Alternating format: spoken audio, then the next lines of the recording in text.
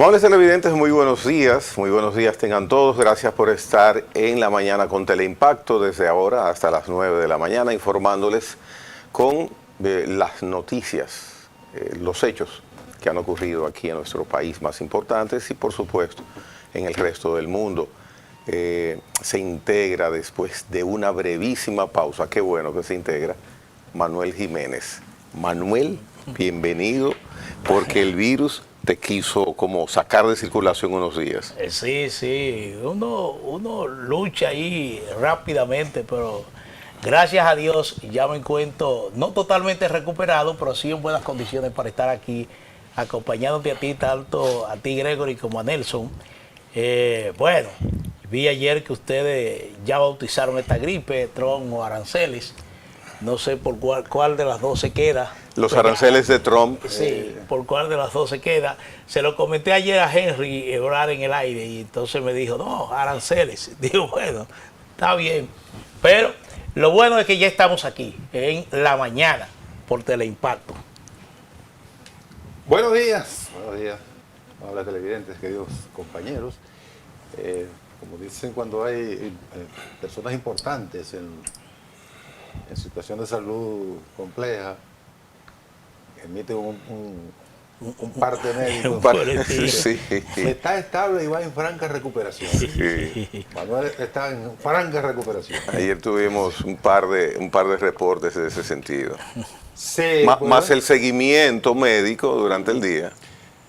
Pues bien, aquí estamos para ver los temas relevantes de esta jornada matutina. La ciudad se despierta y se levanta cada día más temprano. Eso es bueno porque ¿cómo se llama? Las sociedades se construyen con el trabajo, y con el trabajo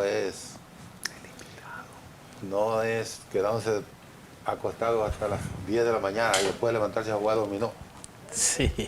O beber romo en una esquina. Es trabajando. Y no es fácil levantarse todos los días en la madrugada. Y mira que nosotros nos levantamos más o menos, no tan temprano, pero la gente que trabaja en el campo, los ordeñadores que ordeñan de madrugada, la primera tanda de ordeño, y los que cortan arroz o siembran arroz, los que plantan arroz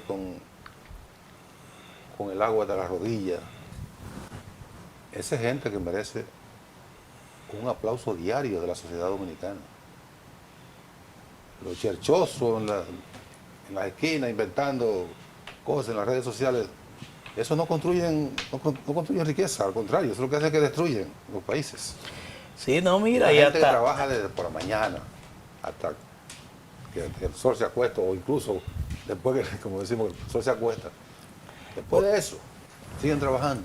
Sí, ya que tú rindes homenajes a esos buenos dominicanos que se levantan de madrugada a iniciar su faena, también hay que destacar la doñita que en una esquina se para a vender su café, su té de jengibre. Es una tradición que se ha perdido un poco, pero todavía aparecen en algunos sectores de la capital y pueblos del interior del país, donde está esa doñita ahí, para que el que se va temprano, para los madrugadores, venderle su tacita de café y su té de jengibre, que es muy bueno. Sí. Bueno, miren, ayer fue el momento en que en Santiago se dio sepultura a los restos físicos de don Mendy López. Un pueblo, cuando hablo un pueblo, hablo del pueblo de Santiago, integrado, diferentes estratos representativos de la sociedad santiaguera y algunos inclusive de otros pueblos se dieron cita, se encontraron en los momentos desde que en la funeraria pues partió hacia el Camposanto.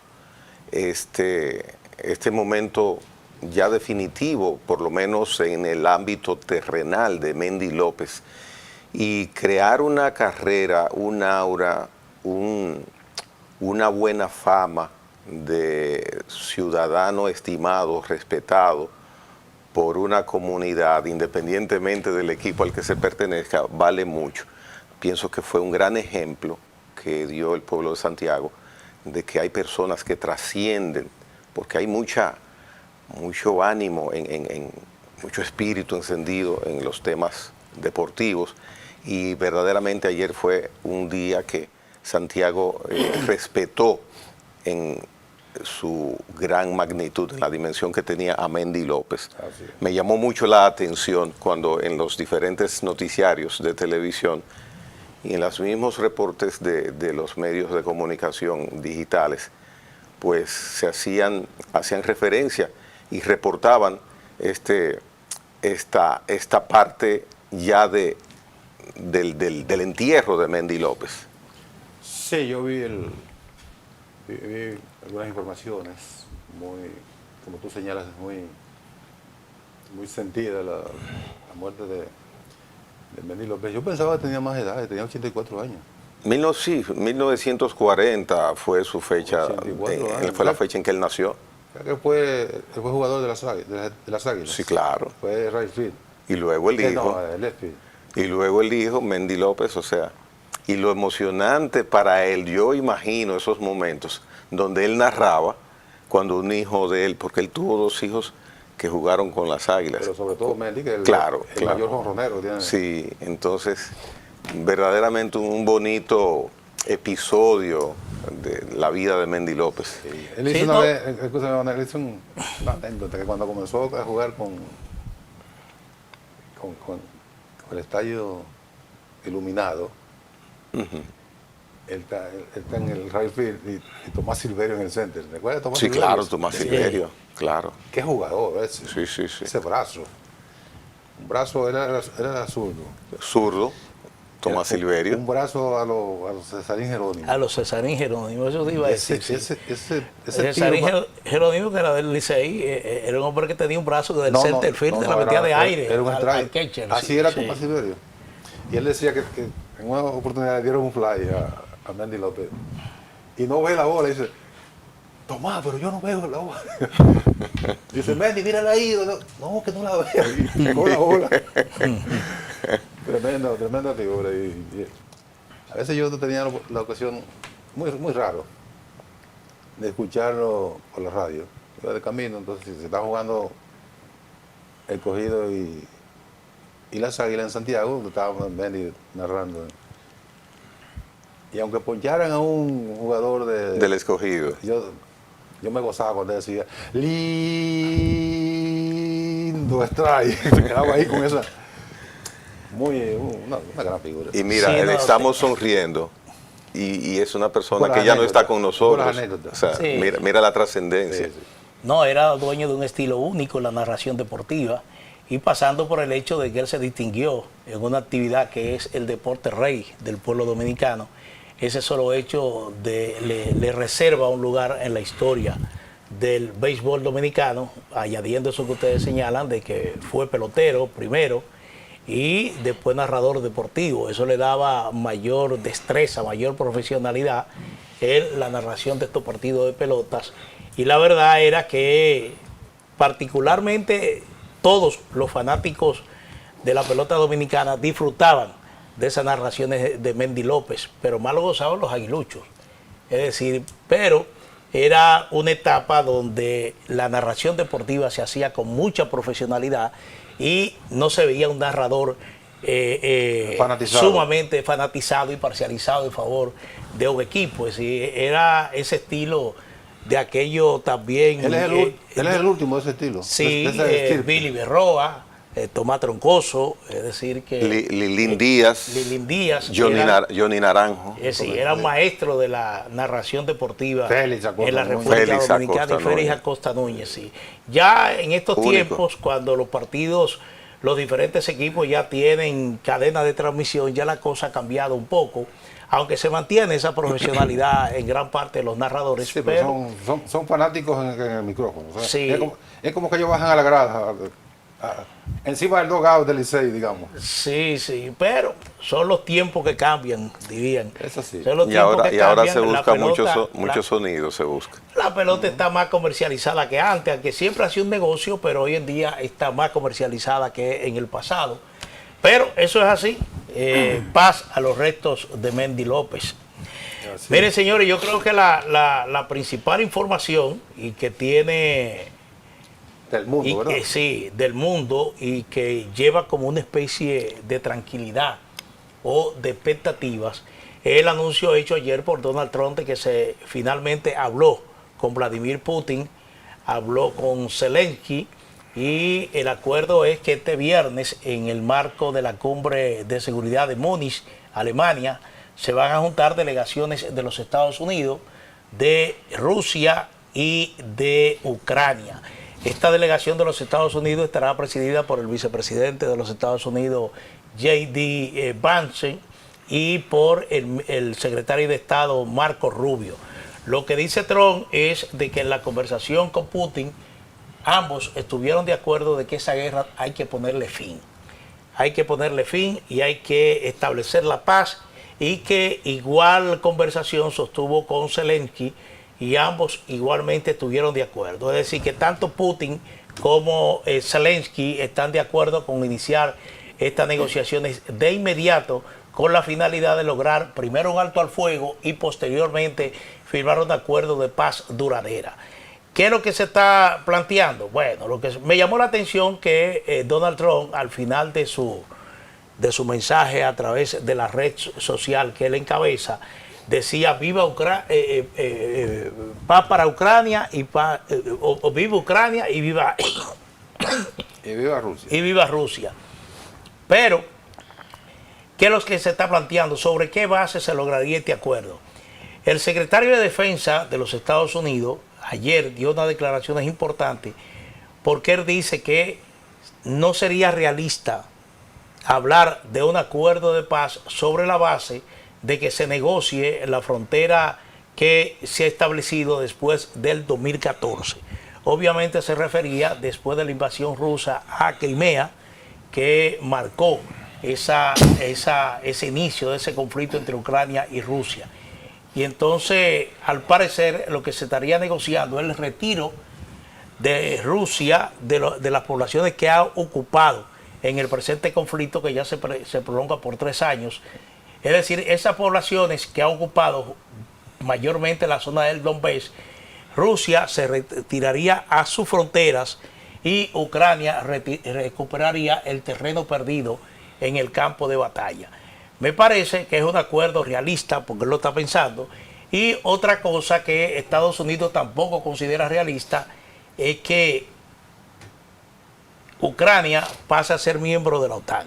Es decir, que eso no es realista, dice Estados Unidos, y eso garantiza lo que Putin le dijo a Donald Trump: quiero una paz duradera, no que haya un conflicto hoy y se desencadene otro mañana. Y entonces la base firme que Estados Unidos entiende que esa paz podría lograrse es respetando las fronteras que existían hasta el 2014, cuando Rusia invade Ucrania, pero que Ucrania no pase a ser miembro de la OTAN.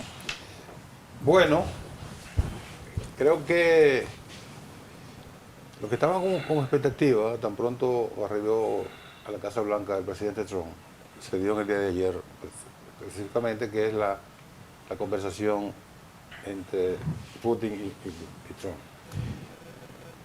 Entonces, desde la Casa Blanca y desde el Kremlin dan a conocer simultáneamente la información. Y Putin revela que invitó al presidente Trump a visitar Moscú.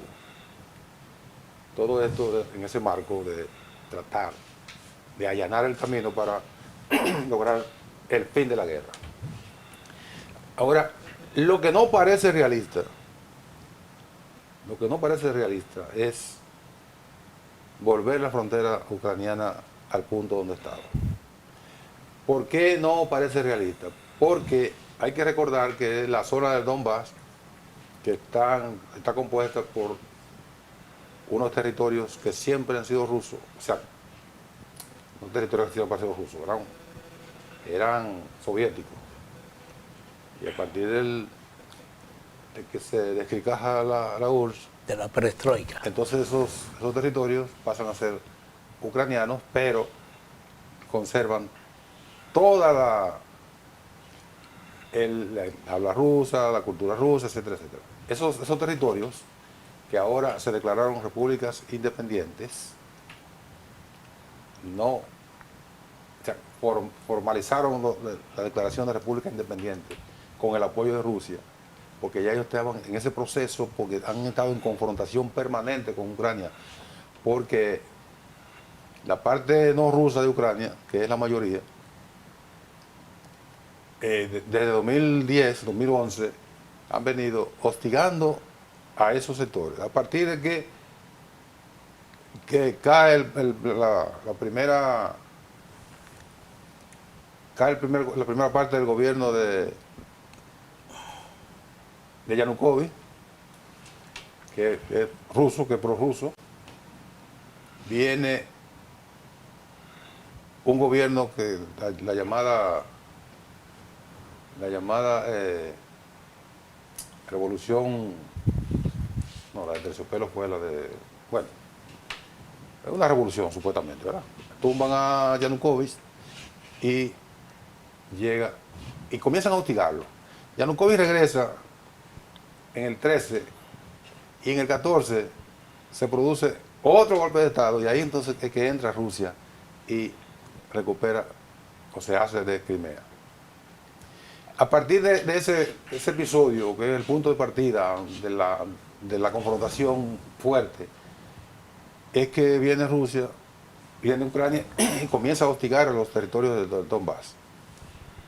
No le permite que hablen ruso, ellos no hablan ucraniano.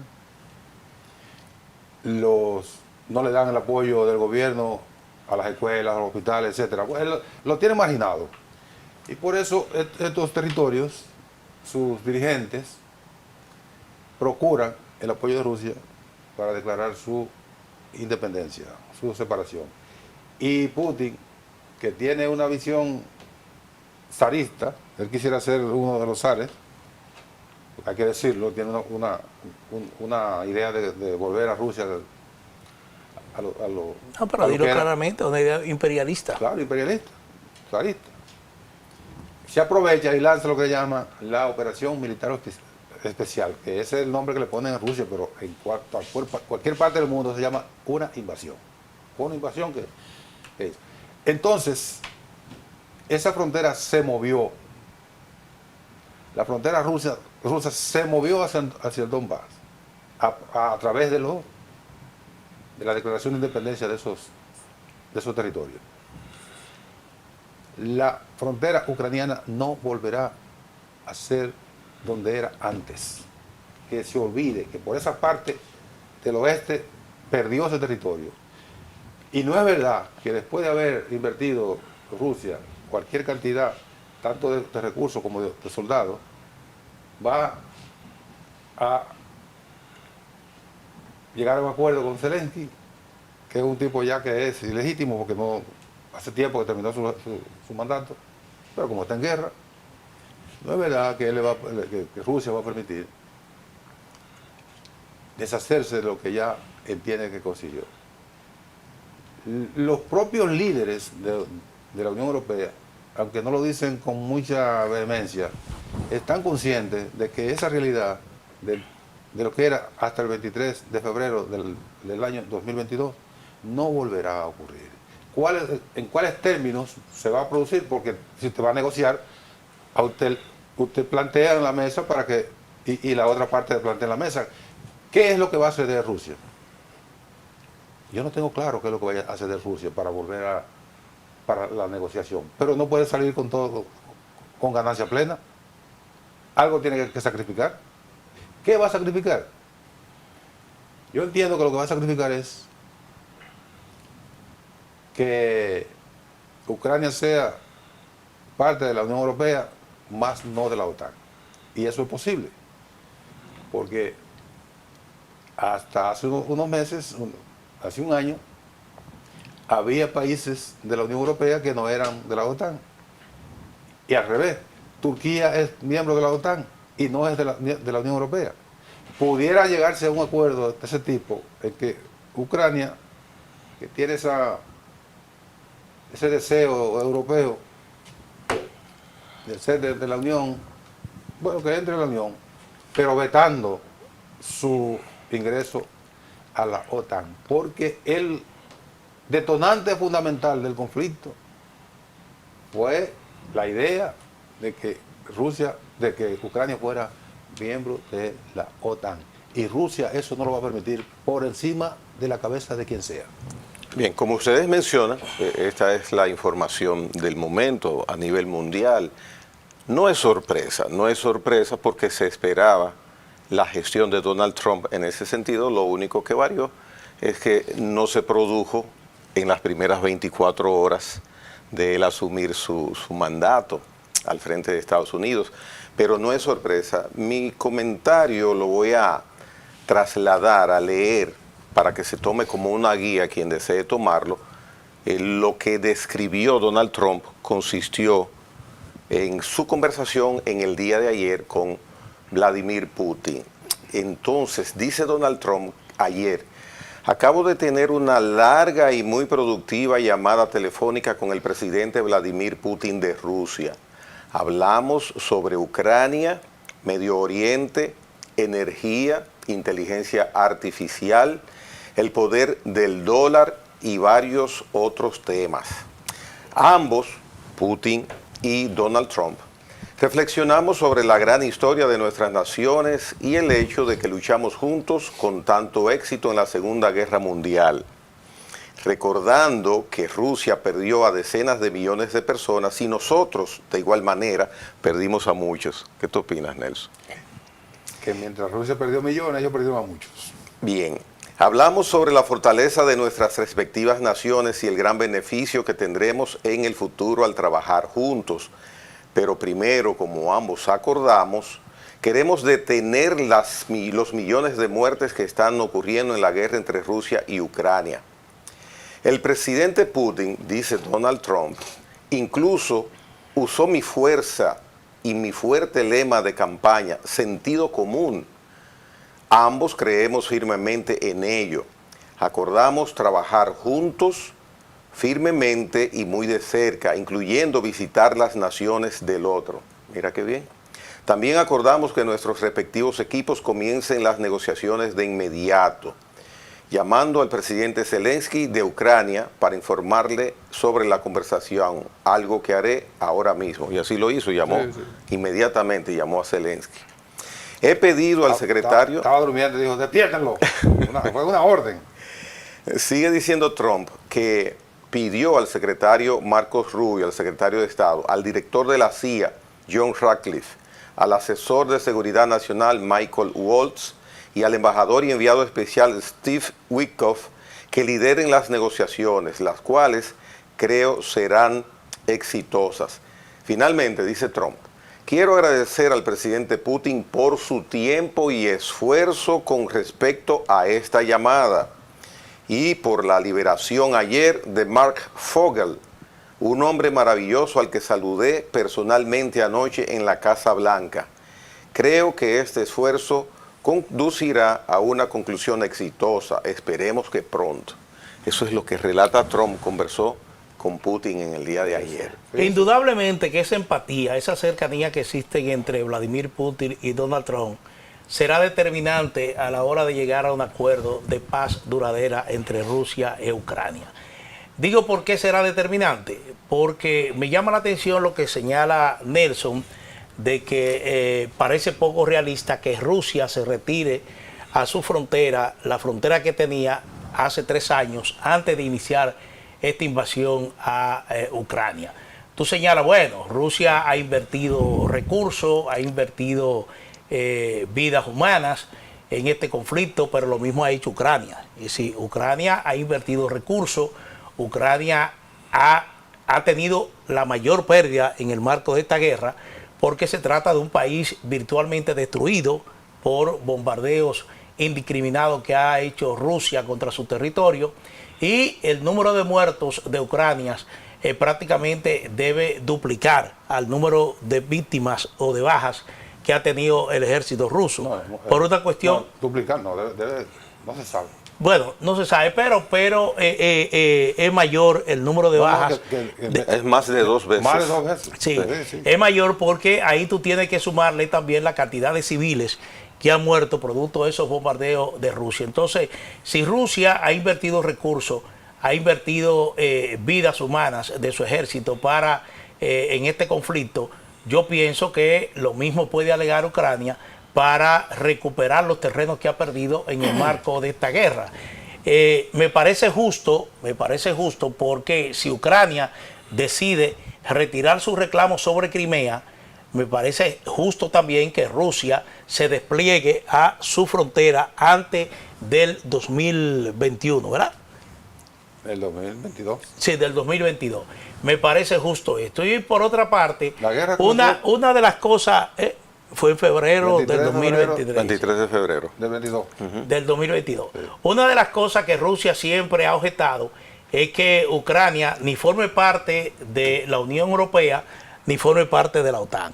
Pero tú recuerdas que aquel conflicto, cuando se produce el golpe de Estado, se produce en el marco de un plebiscito donde Ucrania decidiría su ingreso a la Unión Europea.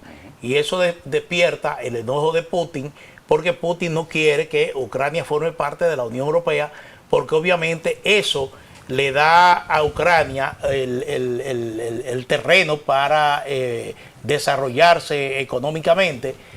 Pero pienso, vuelvo y te repito, que lo más lógico es que si Ucrania renuncia al reclamo de Crimea, Rusia igualmente se despliegue a su frontera antes del 2022.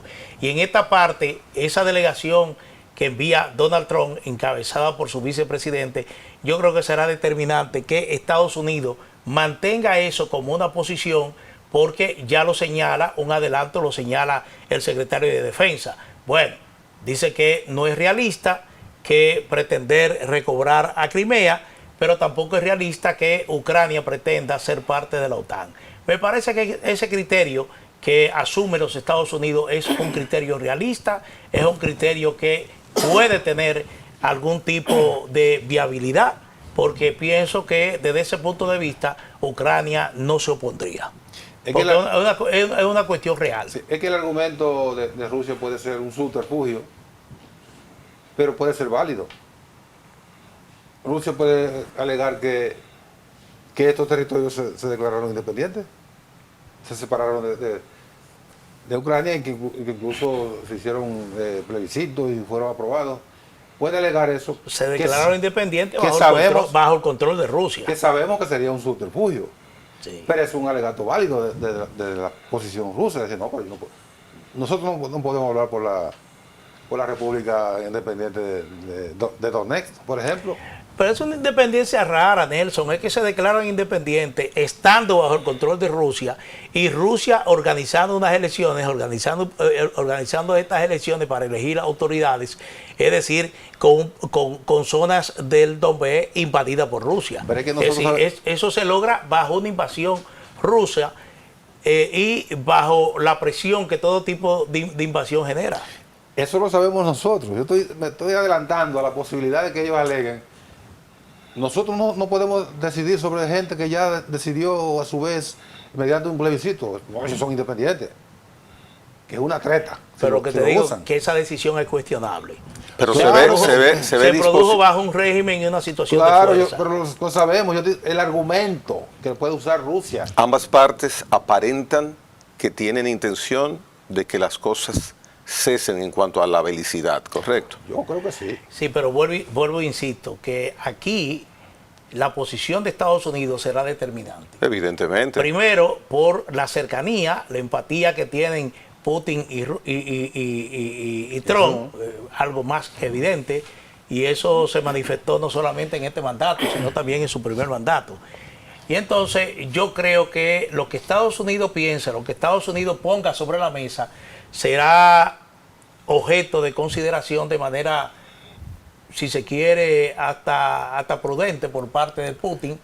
Y entonces por eso entiendo que lo que Estados Unidos ponga, las condiciones que Estados Unidos esté de acuerdo con que es lo realista, para utilizar la frase que utilizó el ministro de Defensa, creo que por ahí andaría estas negociaciones. Sí. Y es la primera vez desde que surgió el conflicto en que ambas partes muestran con hechos fehacientes, tanto Zelensky como Putin, su intención clara y precisa de desmontar ese enfrentamiento. ¿Por qué? Por la aparición de Donald Trump. La verdad que Lógicamente que sí. cuando hablamos del caso, se dice con mucho lamento porque se supone que es un país que se gobierna, que es un país independiente y tiene su autodeterminación. Pero en este ajedrez, cuando hablamos de lo que ocurre en Ucrania, lo que vaya a ocurrir en Ucrania, tenemos que darle una patada en sentido figurado, ¿verdad? A esa ficha que se llama Zelensky. Eso no cuenta nada ahí. No cuenta nada. Es un peón sacrificable. Cuenta un poquito. Cuenta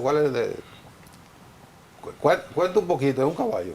En el caso de la Unión Europea es un caballo. Que ¿se puede sacrificar también el caballo? Bueno, hay que pensarlo bien. Pero para proteger a la reina. Pues sí, Sí, se al fue. margen, Se fue. La Unión Europea también se va.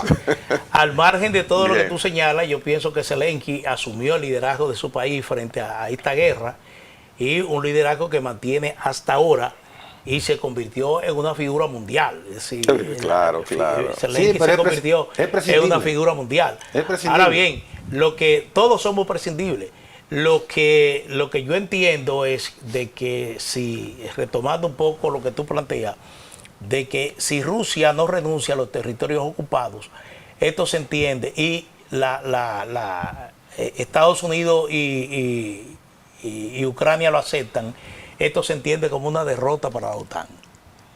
Una derrota en la guerra para la OTAN, que es lo que la OTAN y Estados Unidos, no sé hasta ahora, pero la OTAN y Estados Unidos siempre mantuvieron esto. Esta guerra no puede darse la impresión de que Rusia la ganó. Ahora es que Entonces, la OTAN ha llegado donde no hay debido de llegar. la única manera en que ahí no hay ni ganadores ni perdedores es que Rusia se retire de los territorios ocupados en el marco de este conflicto, mantenga el control de Crimea, y entonces yo creo que ahí no hay ni ganadores ni perdedores.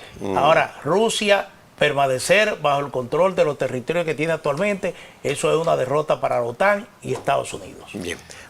Bueno, apúntalo. Bueno, pronto veremos qué pasará. Vamos a pausa. Ayer habíamos indicado que hoy nos visitaría, y ya está acá desde hace ya varios minutos, Osiris de León.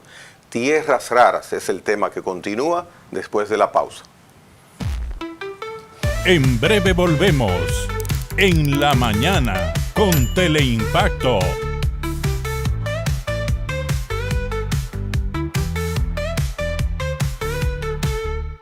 Un espacio de entrevistas, análisis y comentarios de los temas de la actualidad nacional e internacional. Coge exactamente como punto de referencia.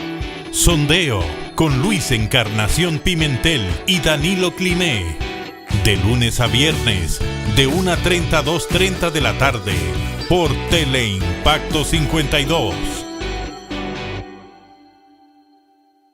Saludos, amigos y amigas. Guerrero de la patria. Descartaron a Duarte, a Sánchez, a Bella, a Luperón. Agudo analista, Marino Vinicio Castillo. La respuesta, domingos, de 12 a 1 de la tarde.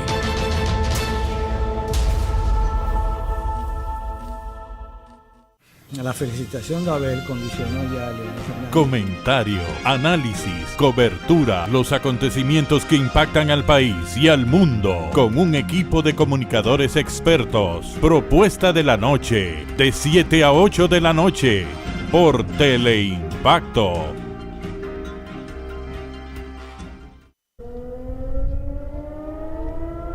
Las sirenas antiaéreas son parte de la vida cotidiana de DW en español. Si bien recibieron Plasmando hechos, fomentamos el entendimiento entre las culturas y los pueblos, con horario de 11:30 de la mañana a 12 del mediodía y de 9 a 9:30 de la noche. DW en español, por Teleimpacto 52.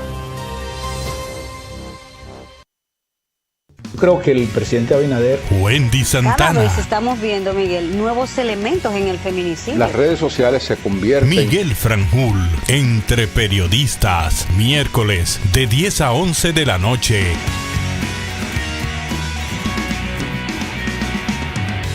la cantidad de votos que Lo saca actual Trump de ahora. una forma diferente. Gregory Caimares, de 8 a 9 de la noche, La Hora con Gregory, de lunes a viernes, por Teleimpacto.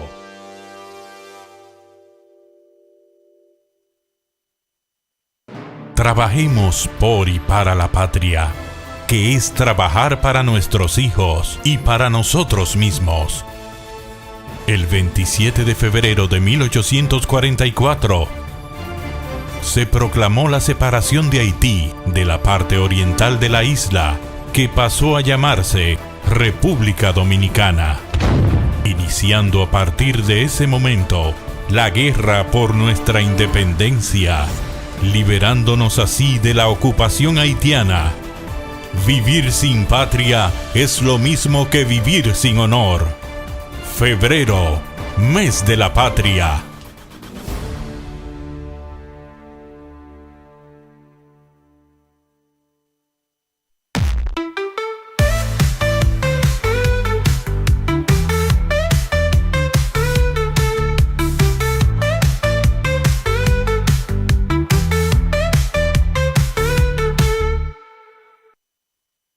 Bien, gracias desde ahora a Osiris de León, ingeniero geólogo, científico dominicano, que conoce un tema que todos nosotros estamos mencionando hace varios días, tierras raras en República Dominicana. Buenos días, Osiris. Señores, muy buenos días para cada uno de ustedes, buenos días para todo el pueblo dominicano, contento de estar bien tempranito en la mañana aquí conversando con ustedes sobre tantos temas que hay en la agenda diaria, incluyendo las tierras raras. Que la gente dice, es raro que haya tierras raras. Sí. Comenzando para a propósito, vamos a comenzar a iniciar la conversación.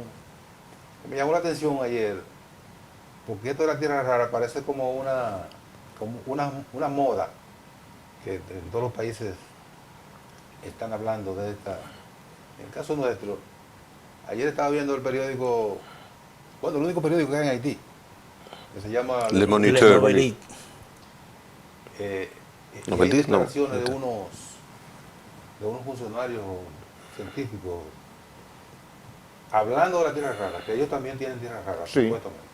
Bueno, eso es algo que ya yo le he dicho a la prensa dominicana en varias ocasiones.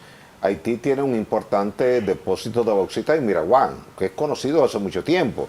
Y que de hecho en algunos momentos empresas dominicanas se plantearon la posibilidad de participar en la explotación de esas bauxitas. Desde la misma de Pedernales. una extensión de las de Pedernales.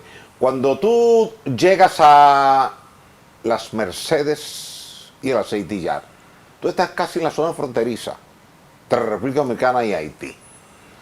Cuando tú te mueves al oeste, cruzas la frontera, que es la extensión occidental de la Sierra de Bauruco, que le llamamos Le Massif de la Selle, y a continuación Le Massif de la Haute, te encuentras que ahí, al igual que en el norte de Pedernales, tú tienes depósitos de bauxita.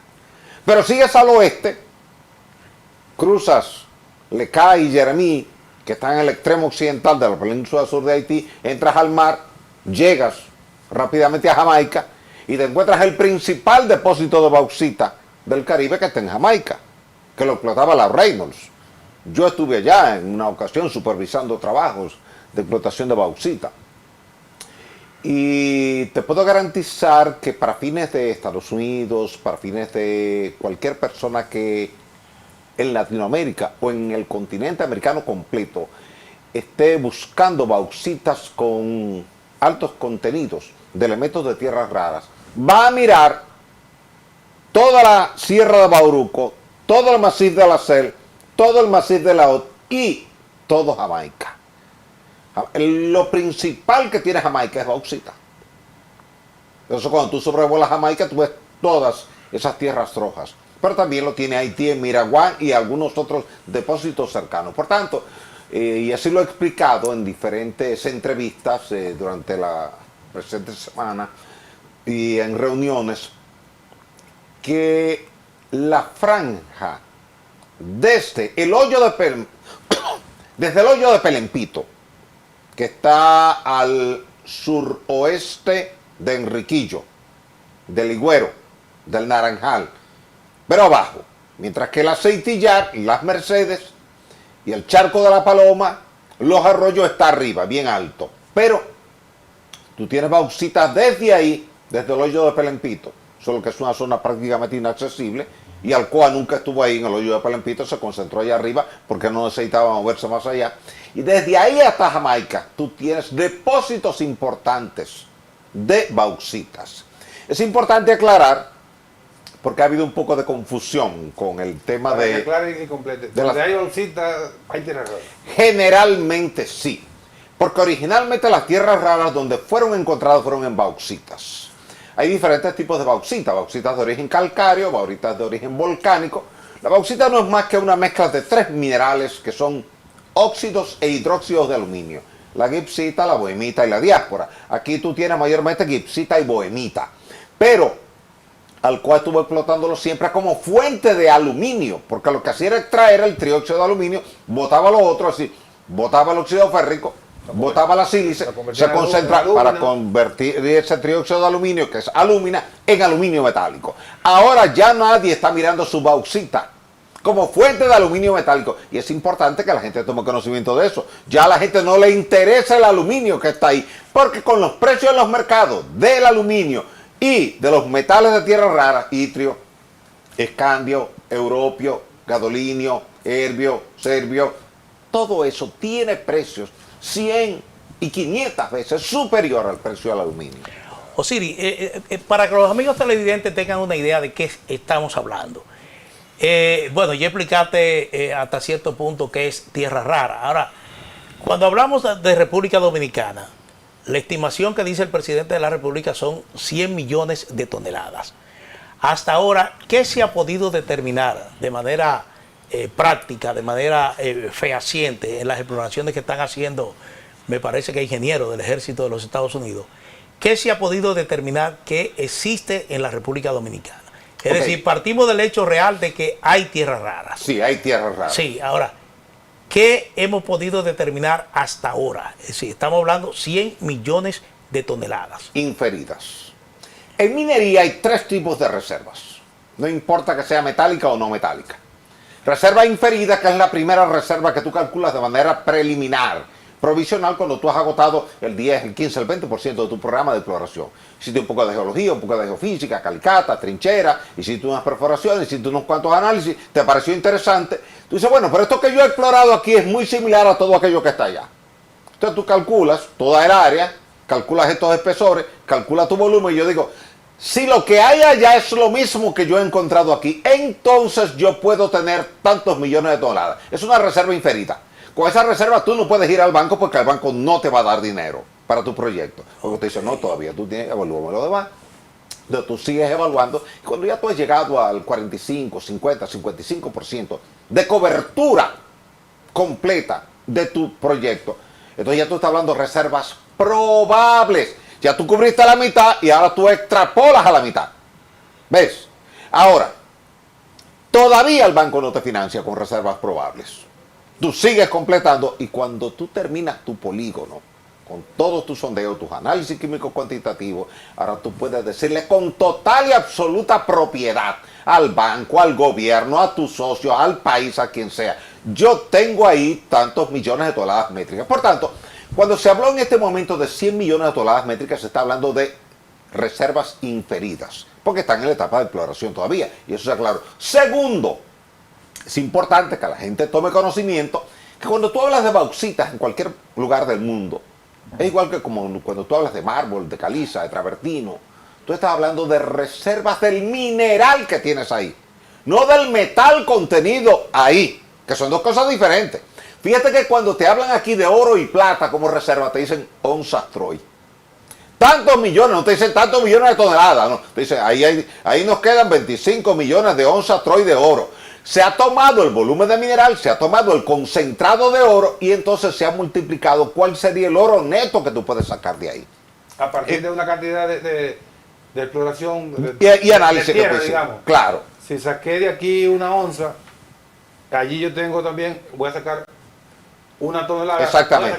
Claro, porque tú hiciste perforaciones y esas perforaciones las cuarteaste. Es decir, tomaste un cuarto de cada metro. Un metro, el otro, el otro. O sea, cuartear es tomar, triturar, pulverizar, homogenizar y dividirlo en 4 partes. Y tomar una de esas partes otra vez, homogeneizarlo nueva vez y cuartearlo otra vez. Eso se llama, en analítica química se llama cuartear la muestra. Es decir, tú sacas un cuarto de cada cantidad, homogenizado, para que el resultado sea representativo de lo que tú estás haciendo. Eso es lo que te hace el laboratorista. Ahora, con esa data ya tú puedes ir al banco, pero hay que distinguir entre reserva de mineral, reserva de metal.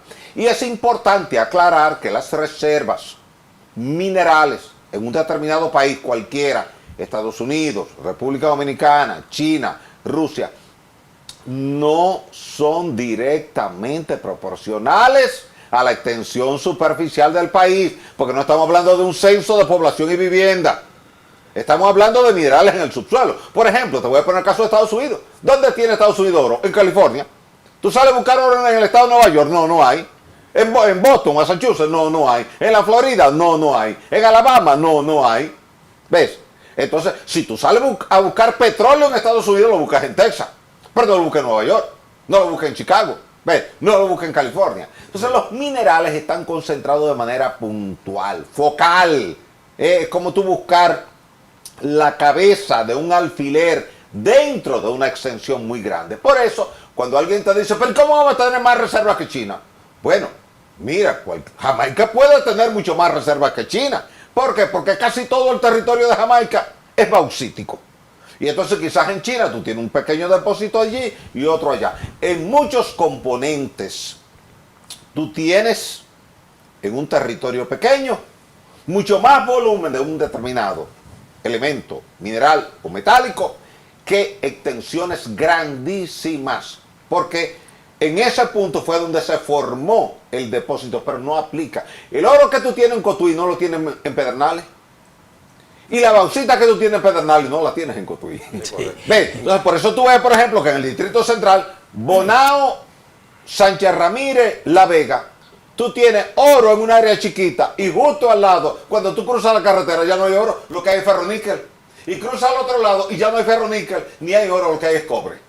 Bien, Minería ha fijado el 2026 como fecha límite para conocer realmente qué es lo que hay en Pedernales. Debía ser el 2025 el límite, por la importancia que tiene. Este mismo año. Claro. Mira, si Estados Unidos pone en su agenda de esta reunión entre el secretario de Estado, Marco Rubio, y el presidente de la República Dominicana, Luis Abinader, son ellos los que sugieren el tema de las tierras raras. Y tal como ustedes dijeron ahorita, el cuerpo de ingenieros de Estados Unidos ha estado trabajando ahí por una solicitud previa que hizo la República Dominicana como colaboración. Ellos colaboran con todos los países. Ellos tienen un equipo de profesionales de alto nivel, de diferentes disciplinas, para puentes, para carreteras, para hospitales, para escuelas, para minería, para todo. Ellos tienen divisiones distintas. Entonces tú le dices, bueno, yo quiero que ustedes me apoyen en un estudio para este puente. O miren, un huracán me impactó y me destruyó este puente. Ayúdenme. Ellos traen su cuerpo de ingenieros, traen su estructura y te arman un puente, como una colaboración. Igual tú le dices, yo quiero que ustedes me ayuden en esta exploración de bauxita, que tiene elementos de tierra rara. Entonces ellos te mandan un equipo de geólogos, planificadores y especialistas en minería. Entonces ellos vienen, evalúan y te dicen, mira, lo que tú tienes aquí es esto y los próximos pasos que tú debes dar son estos. Todo como una colaboración. El gobierno dominicano no tiene que pagar un centavo, ni el gobierno dominicano ni ningún otro gobierno. Son programas de cooperación que ellos tienen desde hace todos los años del mundo. Por tanto, en esto yo te diría que dada esa reunión, dada esa agenda y dado que es Estados Unidos que te pone el tema, yo creo que tú tienes que tomar muchos temas de la agenda nacional y abrirle un espacio preferencial a la exploración de tierras raras. Y en tal virtud de los 1000 metros de sondeo que contrató el Ministerio de Energía y Minas a través de una licitación y que se han hecho 700, ahora yo creo que hay que darle prioridad. Prioridad implica darle todo el dinero ahí. Segundo, facilitarle todos los recursos humanos que ellos requieran. Y tercero, todas las vías administrativas abiertas para que ellos completen ese programa, ya no en 12, 14, 15, 16 meses. El gobierno pudiera decirle, mira, tómate 6 meses y termíname la reserva aprobada. ¿Cuánto tú necesitas para eso? Ah, mira, yo necesito 100 millones de pesos más. Tómalo, aquí está. Completa tu sondeo, completa tu análisis químico. Mira, te voy a poner el laboratorio de aduana a tu servicio. Mándale toda la muestra que tú tengas y aduana no te va a cobrar un peso, porque le estamos dando instrucciones a aduana de que ese costo vaya por la vía de aduana y no por la vía del Ministerio de Energía. Mira, es una opción a la cual tú puedes acudir para facilitar. Por tanto, ya tú no tienes que estar haciendo una solicitud por escrito, aduana, mire, no, tú tienes un canal abierto y todos los días llega un geólogo o un técnico con 100 muestras que tomó y el laboratorio te concentra una división de trabajo exclusivamente en ese tema y tú terminas ya en 5 o 6 meses eso. Pero tú tienes que tener varios frentes trabajando. Un equipo trabajando en el Turco, un equipo en los Arroyos, un equipo en el Aceitillar, un equipo en las Mercedes, en cada uno de los frentes de exploración. Hay lugares donde se han encontrado y no se esperaba hasta 40 metros de espesor de bauxita. Se estimaba que iban a ser 3 y 4 metros. Entonces en algunos lugares se han multiplicado. Pero además, la Alcoa cuando se marchó de aquí, a principios del 83, aunque lo había renunciado a finales del 82, le dijo al gobierno americano, mira, ahí te estoy dejando todo, incluyendo 30 millones de toneladas métricas de bauxita. Si Alcoa te dejó 30 millones en aquel entonces, y tú puedes sumarle 4 o 5 áreas más, con volúmenes quizás no iguales pero cercanos, la sumatoria de muchos depósitos pequeños te va a dar equivalente a depósitos grandes.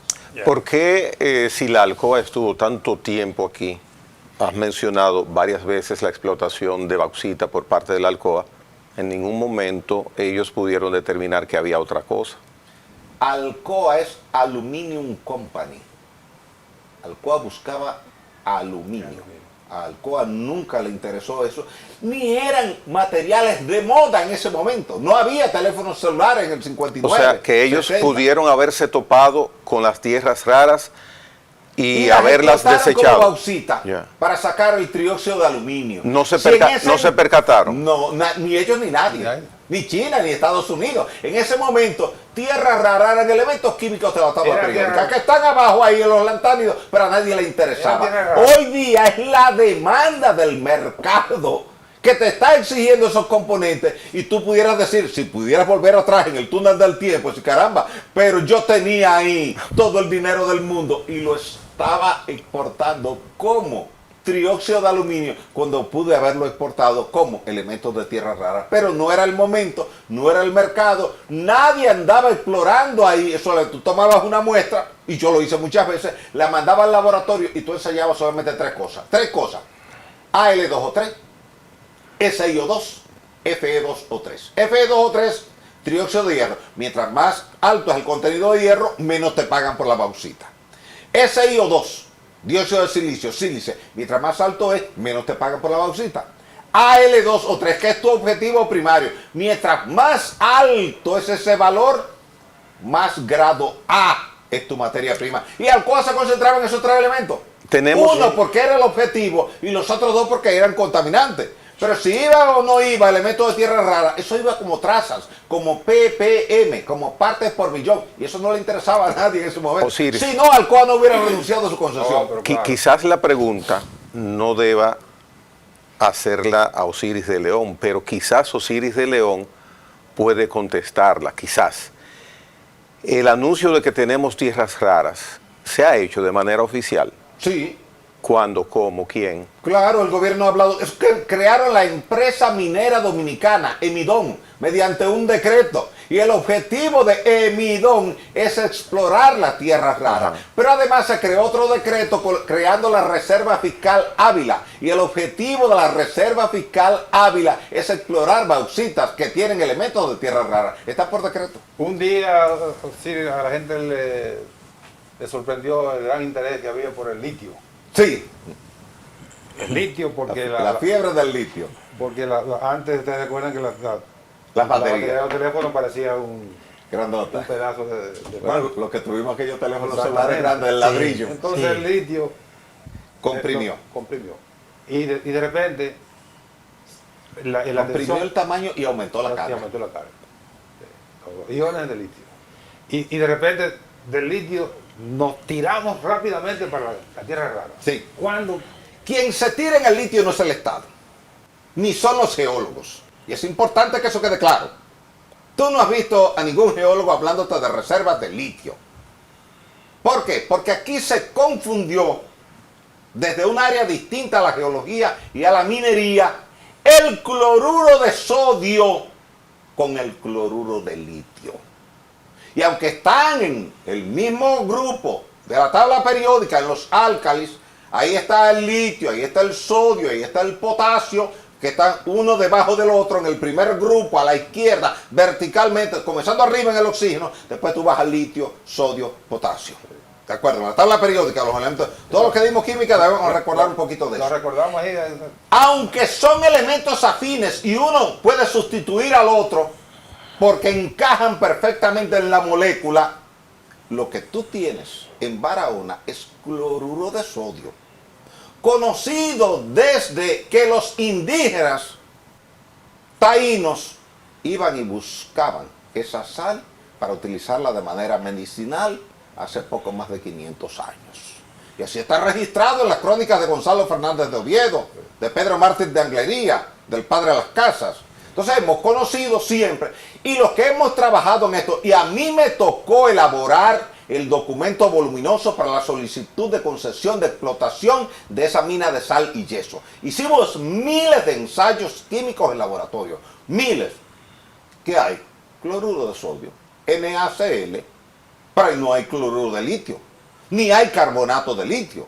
Entonces, cuando te dicen que aquí hay litio, eso fue simplemente por ver que en otros países donde hay determinadas sales también hay litio. Se pensó que esa sal de República Dominicana es sal de litio, pero esa sal no es de litio. Si fuera una sal de litio, hace tiempo que Estados Unidos lo hubiera puesto en la agenda como puso la tierra rara. Y tú no has visto aquí un delegado de Estados Unidos que venga aquí a decirle al gobierno dominicano, mira, yo tengo interés de participar junto contigo en esa explotación de litio. Porque las reservas que se publicaron de litio superan las de Argentina, las de Bolivia y las de Chile, que son el triángulo del litio. En tal virtud, yo creo que no se hizo un procedimiento adecuado con decirle al país, tenemos litio ahí, porque ni la Dirección General de Minería te ha dicho eso, ni te lo ha dicho el Ministerio de Energía y Minas, ni te lo ha dicho el Servicio Geológico Nacional, ni te lo ha dicho ningún geólogo que haya explorado eso. Cada vez que fui consultado sobre eso, dije, señores, ahí no hay litio.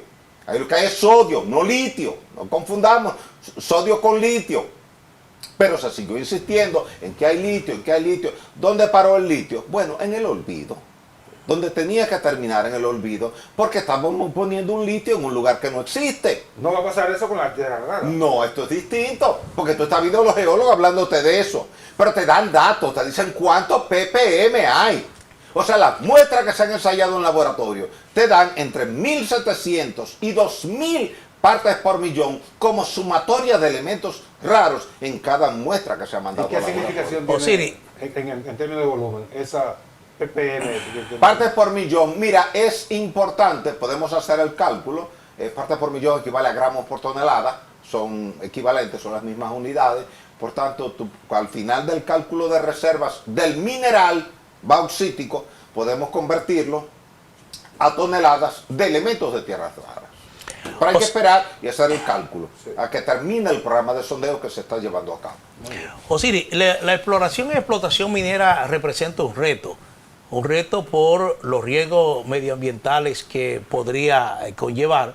Y entonces tú encuentras que tú tienes el caso de Falcon Bridge, que ha tenido que paralizar la explotación en Loma Miranda, no pudo hacerlo, no pudo hacerlo en Loma Miranda.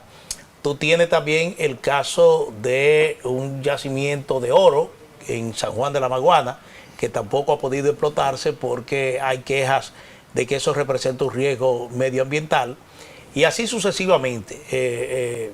La Rosario, ¿cómo que se llama? Barrigol tiene ahora mismo otro conflicto de carácter minero. Te lo pregunto porque eventualmente puede surgir alguien que diga, bueno, esa explotación de tierras raras puede representar un riesgo para esa zona en términos medioambientales. Por eso te hablo de que siempre hay un riesgo en este tipo de exploración y explotación minera, y hasta ahora lo que se ha visto es que en 2 casos el Estado ha sido vencido. ¿Ahorita lo hace la Fundación Aragua? Sí. Mira, el tema es sencillo. Por décadas hemos visto conflictos entre minería y medio ambiente. Pero en ese tema hay dos conceptos que son distintos. Uno es la opinión y otro es la certificación de la información. Una cosa es que tú te sientas sano y otra cosa es que el médico te lo certifique. Son dos cosas diferentes. Una cosa es que yo te diga, esa explotación minera es dañina al medio ambiente. Y otra cosa es que un especialista te lo certifique. Una cosa es tu opinión, tu aprehensión, tu preocupación, es válida. Ahora, demuéstramelo con datos. Y yo te voy a poner la versión contraria a esa. La producción de arroz en Bonao y La Vega se ha triplicado en relación a la época cuando empezó Falcondo. Por tanto, no hay tal degradación ambiental, porque si no, ahí no se diera una sola tarea de arroz. El arroz no convive con altos niveles de contaminantes. Y donde tú tienes el distrito minero, que es La Vega, Bonao, Sánchez Ramírez, es donde tú tienes la mayor producción de arroz. Aquí se están produciendo 14.4 millones de quintales de arroz al año. Y el 70% viene de la zona minera. De la zona minera. Ve y chequéalo ahora. Toma una muestra de ese arroz y ve y toma una muestra del arroz de Montecristi, que no hay minería, y una muestra del arroz de San Juan, que no hay minería, y tú no vas a ver diferencia en el contenido químico. Entonces, una cosa es la aprehensión que pueda tener algún determinado sector, y yo soy del sector ambiental, que conte. Aunque soy minero, siempre he pertenecido al sector ambiental, toda la vida. Pero tú eres científico. No eres, toda la vida, claro. Eres fundamentalista. Claro, yo tengo que ir a la objetividad. Cada vez que yo he ido a un tribunal con un tema ambiental he ganado, pero yo he ido con datos de laboratorio. Cuando el roca, yo fui que dije, no, eso no es contaminante como están diciendo. Sí, no, eso no es tóxico como están diciendo. Sí, no es tóxico. Estuvo mal ubicado, se violó la ley en el lugar donde se ubicó. Eso sí, digamos que se violó la ley, pero no digamos que es tóxico, porque tóxico quiere decir que mata. ¿Ves? Muchas veces aquí tú has tenido mortandad de peces en una presa cerca de una actividad minera y el primer foco de acuse es la actividad minera. Sin embargo, cuando se ha hecho un análisis ha resultado una bacteria que no tiene nada que ver con la actividad minera. Documentado en laboratorio, te estoy diciendo, no opinión. Por eso yo creo, y siempre lo he dicho así, en cada reunión ambiental en la que he participado, y cuando he sido presidente de la Cámara Minera Petrolera de la República Dominicana, también así lo he dicho. Señores, todo lo que vayamos a decir de manera pública tenemos que documentarlo con análisis químicos cuantitativos. Que sea el laboratorio que diga si yo tengo anemia o no. No porque alguien me vea pálido, piense que yo tengo anemia, porque a lo mejor ese es mi color de origen. Entonces, en el tema minería y medio ambiente hay un sesgo antiminero y un sesgo proagrícola. Si el contaminante es herbicida, plaguicida, fungicida, no hay que atacarlo porque eso es un productor de alimentos.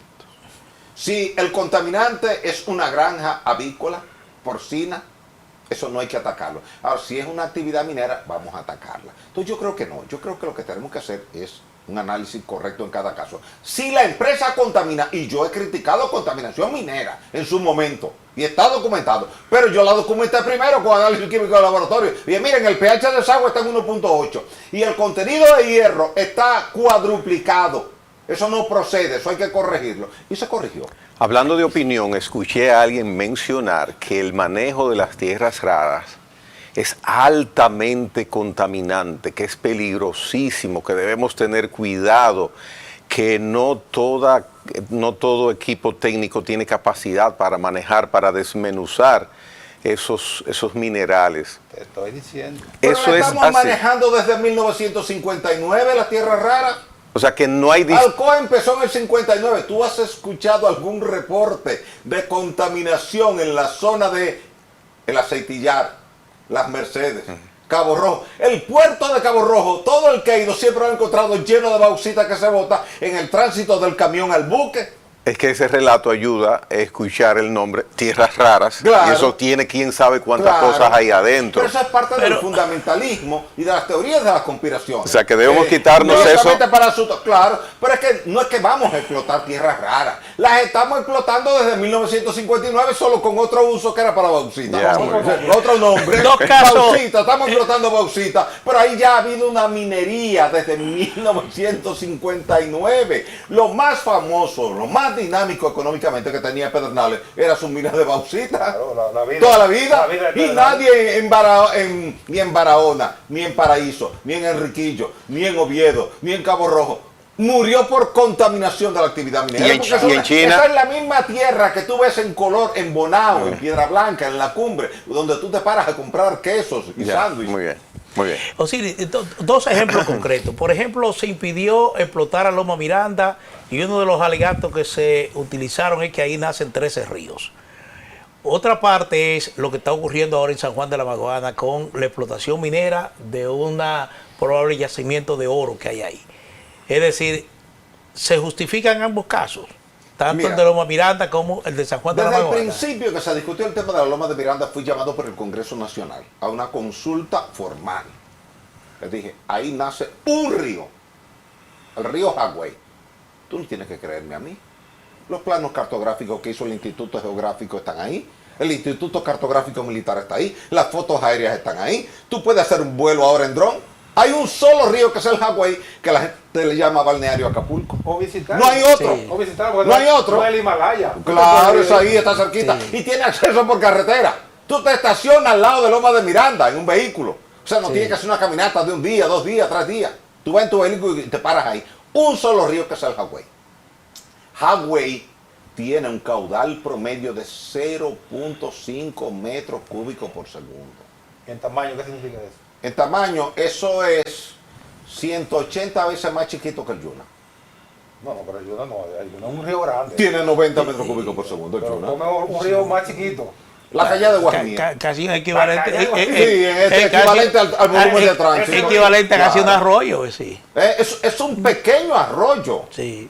Ni siquiera un arroyo. El Hagüey es un pequeño. Bueno, no me creas a mí. Tú viajas con frecuencia al Cibao, Manuel. Cuando tú llegues ahí, en el cruce de Controbas, estacionate por ahí donde venden los chicharrones. Y, Señor, yo fui una vez a Loma Miranda. Ah, bueno, Sí. entonces tómale una foto al arroyo Hagüey y lo que tú ves son piedras grandes. El caudal es en un charquito que la gente hizo un hoyo para poder aprovecharlo y bañarse. Eso Cuando es lo único. Terminamos eso es lo que único, no hay más. eso terminó siendo un chantaje.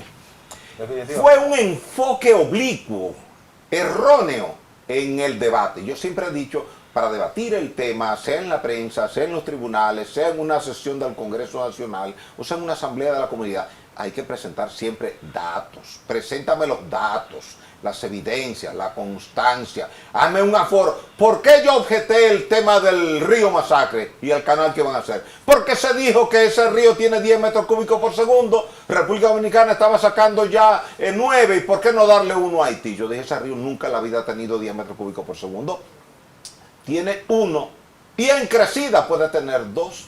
2.5 y a veces 3. Pero en condiciones normales, usted ve que los haitianos cruzan por ahí todos los días y que Freddy Preston Castillo publicó en 1974 el masacre se pasa a pie. Si se pasa a pie es porque no tiene agua. Sí. Entonces yo dije, aquí con los caudales la gente te dice cualquier número sin nunca haber hecho un aforo. Usted tiene que saber cómo se hace un aforo y cuál es el caudal. Cuando ya usted tiene experiencia en eso, y te lo digo, pues yo trabajé en el INDRI muchos años y después he sido consultor de todas las instituciones que manejan el tema de agua para temas puntuales. Desde que tú ves un río, tú dices, ahí hay un metro, después hay que buscar por un 10%, un 15%, pero nunca más de ahí.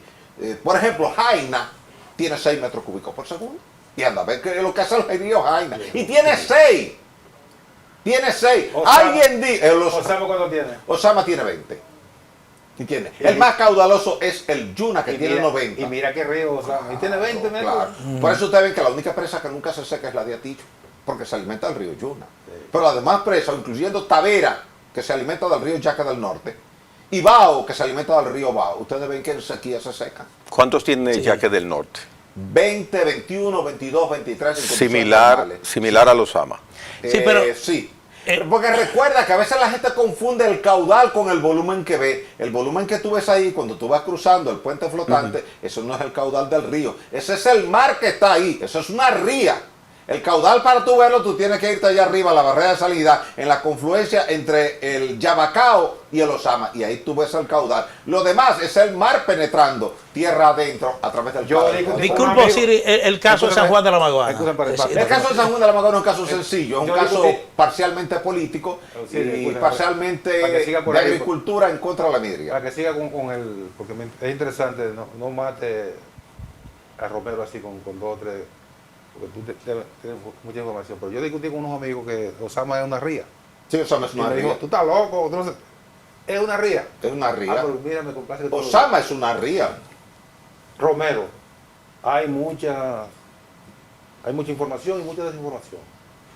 Científicamente. No, hay poca información y mucha desinformación. Bueno, mejor todavía. Sí. Científicamente, ¿cómo tú ves la viabilidad de esa explotación? Si es verdad, como la narrativa de que había 13 ríos en Miranda, Mira. de que eso puede contaminar toda la vida agropecuaria. Ok, mira, cuando aquí se iba a construir una cementera en los Haitises, y que yo advertí de que no procedía en ese lugar, no la empresa, sino el lugar. Yo objeté, no el proyecto, no la empresa, no la planta de cemento, yo objeté el lugar. Es como que tú llegas a un lugar y te digo, no, ahí no te sientes porque esa silla está rota, siéntate en aquella que esa está buena. O sea, yo no te estoy objetando que te sientes, te estoy objetando de que no te sientes ahí, que ese lugar es frágil. ¿Entiendes? Eso pasaba con la cementera. Entonces yo utilicé ese argumento. Mucha gente que no entendió la mecánica, al ver que ese caso tuvo ganancia en los tribunales, en los medios, ahora lo asume para todos los proyectos mineros combatirlo. El agua subterránea. Yo digo, no, pero es un momentito. El Romero no es la zona de Gonzalo en Monte Plata. Aquel es un acuífero que lo identificamos con isótopos radioactivos de deuterio, de tritio, en los años 80 dentro del programa del Planiacas, que era el Plan Nacional de Investigación, Aprovechamiento y Control de Agua Subterránea. Pero ese es el segundo acuífero del país, detrás de la planicie costera oriental, que es el número 1, y por delante de Sierra de Neiva, Valle de Neiva y Sierra de Bauruco, que son los otros 3. No hay más. Entonces, el resto del país es un cinturón volcánico masivo. El agua subterránea no fluye a través de las rocas volcánicas, salvo un fracturamiento excesivo por tectonismo. Entonces le dije, mire, ahí lo que hay es formación Tireo. La misma formación Tireo que tú ves en Tireo, de Bonao, cerca de Constanza, pero se llama formación Tireo, se identificó en Tireo. Entonces, si usted hace un pozo en cualquier lugar donde aflora la formación Tireo, y yo tuve una perforadora de pozos por más de 20 años e hice miles de pozos en el país para uso agrícola, uso industrial, uso urbano, para acueductos, para coras, etc. Te puedo certificar, no pierdas el tiempo haciendo un pozo donde hay roca volcánica porque el pozo te sale seco. Ahora tú lo haces aquí en la planicie costera oriental y te da 500 galones por minuto. Lo hacen los haitises y cortas un flujo subterráneo cavernoso, te da 1000, 2000 galones por minuto. Ahora tú lo haces ahí el pozo. Y yo lo discutí con sanjuaneros que me llamaron para hablarme del agua subterránea. Yo dije, pues vamos ya a hacer un pozo tú y yo. Si el pozo tiene agua, lo pago yo. Si sale seco, lo pagas tú. Y ahora, no. ¿Va a salir seco? Sí. Claro, pues yo lo sabía. Entonces dice, no, pero para nosotros el agua es suficiente porque a veces nos da 15 galones, 18 galones. Y yo, no, espérate. A nivel hidrogeológico, 15 galones es cero. No me digas que porque tú tienes 100 pesos tú eres rico. 100 pesos no es ser rico.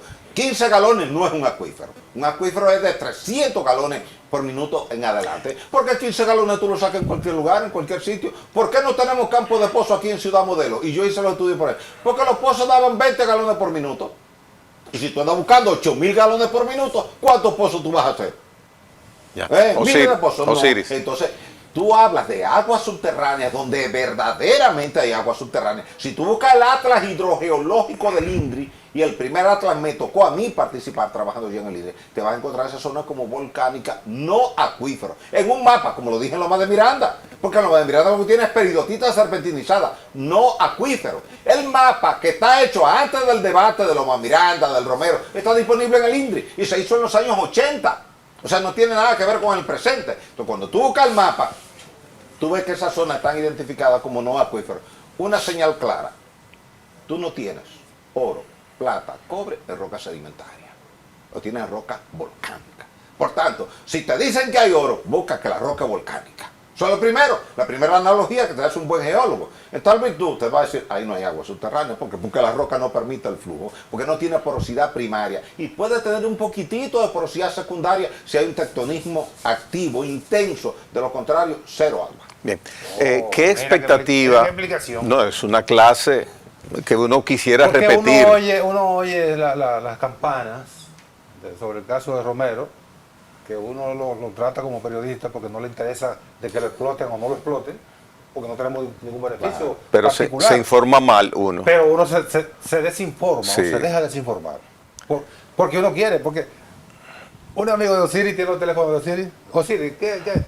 Bueno, pero está el tema de los intereses, Nelson, el tema de los intereses. Aprovechamos y esa consulta que le podíamos hacer por teléfono para no dejarnos desorientar, nos las hizo aquí para todo el público. En ese sentido de las tierras raras en República Dominicana, primero, tenemos tierras raras. Sí. Muy bien. ¿Qué expectativa tiene Osiris de León? ¿Puede ser determinante, así como es nuestro oro en el aspecto económico, presupuestario, beneficioso para República Dominicana? Tenemos que convertirlo en beneficioso para las provincias del suroeste, para toda la zona desde Azua hasta Elías Piña, que es parte de ese bloque del suroeste que no tiene suficientes recursos económicos. Esa debe ser la primera prioridad. Y segundo, fortalecer el Producto Interno Bruto en la sociedad dominicana. Así como tú tienes esa gran mina de oro en Pueblo Viejo, Cotuí, que nadie se imaginó cuando Rosario Resort estaba explorando ahí 69, 70, 71, que esa mina llegaría a ser la cuarta de mayor producción de oro de manera individual en el mundo. En el mundo. Nosotros éramos los primeros productores de oro en Latinoamérica, solamente compitiendo con Perú. Y generalmente Perú se quedaba por debajo de nosotros. Nadie más competía con nosotros. Entonces, tú puedes convertir el depósito de tierras raras si le pones el debido interés, el debido entusiasmo, los debidos recursos humanos, tecnológicos, económicos, en otro potencial. Y los recursos que te genere, tú puedes decir, bueno, yo voy a tomar 80% para el desarrollo. Y el 20% lo voy a tomar para seguir explorando el subsuelo en todo el territorio nacional.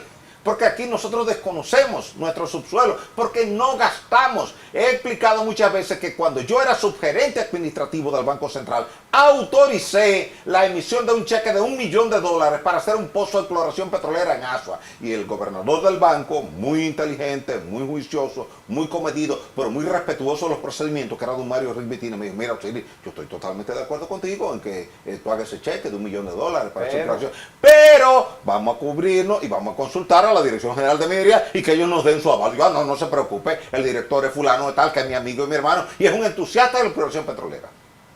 A la semana me llama el gobernador a su despacho, sí, sube aquí. Mira, tú ves por qué te dije que éramos a buscar. Mira lo que dice la Dirección General de Minería, que eso no tiene que ser tarea del Estado, que eso tiene que ser tarea del sector privado. Entonces ha sido la filosofía del Estado siempre, que sea el sector privado que venga, invierta. Errada esa. Totalmente. Errada. Totalmente. Totalmente. Porque tú como Estado, si tú inviertes explorando, ahora tú identificas tu reserva y ahora tú eres el que dirige la conversación de negociación. Y ahora tú dices, no, mire, usted no va a venir a explorar aquí, ya yo exploré por usted. Y aquí hay tanto. ¿Por qué? Pero y nosotros tenemos capacidad, Claro, por ejemplo, perdóname, con las tierras raras, Claro. nosotros me imagino no tenemos la capacidad de ponerle la mano a eso. Sí, tenemos capacidad. Pero están los guardias americanos. No, pero ellos están como Es una colaboración. cooperación. Ellos están como la colaboración. No porque ellos sean dueños de eso. una Ni son los que te van a cooperación. trazar la pauta. Ellos están colaborando contigo desde el punto de vista científico. Y como yo confío en que eso será así. y La no- población, estoy segura que no tiene esa confianza. Sí, no lo la vamos a población creer. la tiene, sí. Y la gente perdón, la tiene. Ya estuvo la Alcoa ahí explotando, del 59, y Alcoa es una empresa extranjera. Y estuvo explotando. La gente tiene confianza en eso. Barry es una empresa extranjera. Falcón es una empresa extranjera. Cormidón es una empresa extranjera. Ahora, lo que tú tienes que saber hacer es negociar. Y tu capacidad de negociación minera va a depender siempre de la cantidad de data que tú tienes a mano. A Entonces, esa tú no te tienes que confianza, limitar a esa lo que te dice el otro. esa es la confianza a la que yo me refiero. Claro, las tierras son nuestras, Claro. Marco Rubio lo reiteró, por supuesto que son nuestras. Pero están explorando los guardias americanos. Y a la hora de hacer un documento y a la hora de negociar, Mira, la ley minera te dice que la participación mínima del Estado en cualquier proyecto de explotación minera es un 40%. Eso es cuando el concesionario es el que está haciendo la exploración con sus recursos, con su personal. se aplica en Barrick Gold. eso. No, en Barrick Gold tenemos 51%. ¿Por qué? Porque Barrick no tuvo que venir a explorar aquí. Barrick no exploró aquí. Esa Y mina eso estaba existía ahí. explorado, y eso estaba identificado. Pero, y las reservas pero y probadas eso, estaban certificadas. y eso que yo oigo que es 97 y 3. Eso era el contrato anterior, el que hizo otro presidente.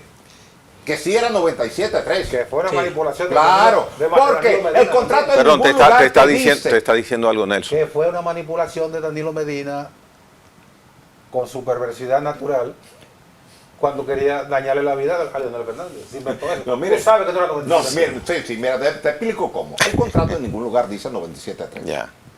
A quien el Congreso llama para una consulta sobre el tema a mí. Y mire, esa empresa es cliente mío, cliente de mi oficina. Ahora, yo voy a leer el contrato. Si el contrato es bueno, le adelanto que yo le voy a decir que el contrato es bueno. Si el contrato es malo, le voy a decir que el contrato es malo. Ahora, ¿qué pasa? El contrato en ningún lugar te dice 97.3. No es verdad. Ahí ellos tienen razón. Ahora, ¿qué te dice? Que en lugar de darte un 25% de PUM, participación en utilidades netas, te van a dar 28.75 de PUM, pero condicionado a que anualmente tú tengas una tasa interna de retorno de 10%, calculada como valor presente neto descontado de tu cierre fiscal anterior. ¿Y qué significa ¿Qué todo significa eso? Que yo puedo manipular la contabilidad para que mi tasa interna de retorno, en lugar de darme 10.2%, me dé 9.98, 9.99 y ya no tengo que pagarte ni el PUN ni el impuesto sobre la renta y nada más te iba a pagar el retorno neto de fundición, que era un 3.75%. Pero el contrato no te dice en ningún lugar que va a ser 97.3. Lo que te cita dice una fórmula, pero ¿qué pasa? Yo controlo la fórmula, yo te digo, yo te contrato a ti, te voy a pagar $1 millón de pesos mensual, pero tú tienes que irme todos los días a Montecristi, a Puerto Plata, a Higüey y a la Isla Saona. Tú dices, el tiempo no me da, entonces no te pago. No fuiste a los 4 sitios que yo te dije diario, no te pago. Sí. Bueno, una cláusula condicionante, esos son contratos muy bien hechos por gente que sabe. Ese contrato no fue hecho en los Alcarrizos. No. O sí, un Ese tema... contrato fue hecho fuera, donde se sentó un bufete de abogados que sabe de geología, sabe de minería, y ellos sabían de eso. Fíjate que el propio Leonel Fernández, en una entrevista que tuvo en un medio de comunicación muy popular en la mañana, reconoció que esa era la única forma de viabilizar que la empresa se animara a invertir en la planta de tratamiento, con lo cual yo no tengo diferencia. Ahora, lo que, por ejemplo, tú pudiste haberle dicho a la empresa, mira, yo te voy a aceptar esa condición por los primeros 2 años, o por los primeros 3 años. A partir del año 3, no a partir del año 9, porque el contrato dice, esto hasta que la empresa haya recuperado la totalidad de su inversión. El contrato está ahí, yo lo tengo, porque el Congreso me lo entregó, para que lo analizara párrafo por párrafo, artículo por artículo. Entonces yo lo desmenucé y le dije, mira, lo único que tiene malo ese contrato es esto. Si usted le quita esa cláusula, ya el contrato es impecable. Pero el retorno minero, en ningún el retorno neto en mina, sí. 9 años. Porque en ninguna actividad económica no, el retorno lo que pasa es que ellos usaron la figura de retorno neto de fundición. Mira, eso es una figura que dice, mira, cada vez que yo saque un lingote de doré y yo lo exporte, yo te voy a dar el 3.75% del valor bruto que me pague el comprador del lingote. Sin averiguar si gané, si perdí, si es... No. De todo eso te toca el 3.75. Todo lo demás va a estar condicionado a mi tasa interna de retorno. Por tanto, lo único que tú tenías 100% seguro era el 3.75%. Lo otro estaba en veremos con la contabilidad, en función de que la contabilidad al final cerrara con una tasa interna de retorno superior al 10%. Es como que tú, Manuel Jiménez, te contrata a ti y te dice, yo te voy a pagar $1 millón de pesos mensual, pero condicionado a que anualmente yo me esté ganando 50 millones en mi empresa. Si los contables de Manuel te dicen, nada más no ganamos 49, Manuel te dice, no te debo nada, porque el contrato dice que yo te voy a pagar eso es si yo tengo ganancias. O sea, había un condicionamiento que actuaba como un pestillo de la puerta. ¿Qué yo planteaba? Quiten ese condicionamiento y ya den hacia adelante el contrato. Pero quiten ese condicionamiento. Bueno, evidentemente que se logró un avance. Sí. Ahora, un tema que adquiere cada vez más interés es el de la seguridad sísmica. Tenemos Santo Domingo y Santiago, 2 ciudades que crecen hacia arriba. ¿Qué tanto hemos avanzado precisamente en eso de seguridad sísmica? Es decir, fiscalización de las construcciones para que se cumplan efectivamente las normas sísmicas. Mira, nosotros primero tuvimos unas normas sísmicas provisionales, que son las de 1979, elaboradas por Sodosísmica. Y después tuvimos el reglamento sísmico, que es el R001, que te trae una serie de pautas. Es un reglamento genérico de buena intención, porque le falta todavía pulirlo más. Ese reglamento te divide el territorio nacional en dos zonas, desde el punto de vista sísmico. Zona 1, que es la costa norte, por la proximidad a la falla de contacto entre la placa tectónica de Norteamérica y la placa tectónica del Caribe, y zona 2, que es el resto del país. Ocurre que, por ejemplo, Santo Domingo cae en zona 2. Eso quiere decir que este lugar donde estamos ahora en este estudio, que es roca, tiene la misma valoración que Los Prados, que es arcilla. Y la misma valoración de la parte oeste de Los Alcarrizos, que es arena. Y eso no procede. Cuando tú haces una microzonificación sísmica del Gran Santo Domingo, te salen 33 zonas distintas. Eso tiene que ir al reglamento. Entonces tienes que actualizar el reglamento y no ponerme esto en zona 1, porque entonces la arena de Guibia, que puede tener tendencia a licuefacción, se está comportando en el reglamento igual que la roca caliza rígida de Naco y de Piantini, donde no va a haber licuefacción. Entonces, el reglamento fue una buena intención en su momento, pero tú tienes que estarlo revisando cada 2 años y actualizarlo. ¿Qué implica eso? Que Santiago quiere construirte igual que Santo Domingo, porque bueno, Santiago está creciendo y los santiagueros dicen, yo soy santiaguero, bueno, pero nosotros también podemos tener torre alta como dice Santo Domingo. Solo que la torre que tú tienes en Naco, en Piantini, en Bellavista, en La Julia, en Evaristo Morales, en Serrayé, está sobre roca rígida, donde la onda sísmica de corte, que es la que hace daño, viaja rápidamente y no se amplifica.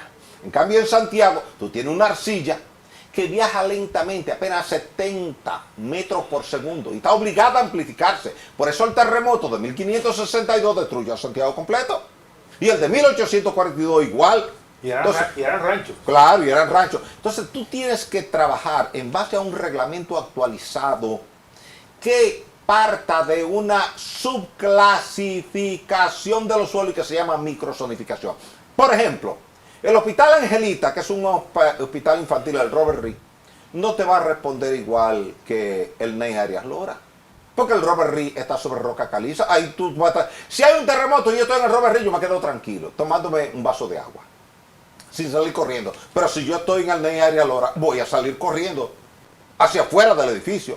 ¿Por qué? Porque ese está en suelo, tiene espacios abiertos de cristalería, y esos espacios abiertos de cristalería son vulnerabilidades que llamamos piso blando.